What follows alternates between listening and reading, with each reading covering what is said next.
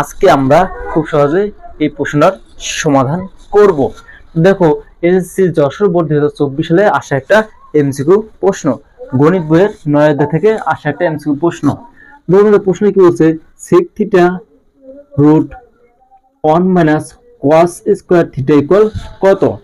তো দেখো আমরা লিখতে পারি কি, sec theta root 1 minus cos square theta equal, তো যে sec যা চাই তা লিখবো, sec থিটা রুট দাও 1 মাইনাস cos থিটা সমান লিখতে পারি কি sin স্কয়ার থিটা। এটা হচ্ছে সূত্র আমাদের, sin স্কয়ার থিটা।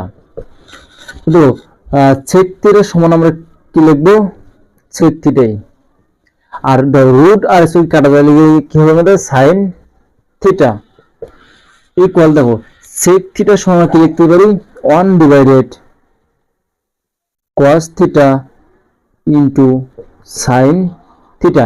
বা উপরে sin নিচে cos, sin বাই cos সমান বলতে পারি কি tan থিটা। কি বলতে আমরা tan থিটা, tan থিটা। দেখো এটার মান হবে কি আমাদের tan থিটা।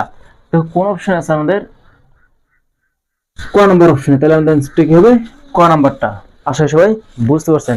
আর অবশ্যই ভিডিওটা শেয়ার করে দিবেন যেন অন্যরাও শিখতে পারে। সবাইকে অসংখ্য ধন্যবাদ।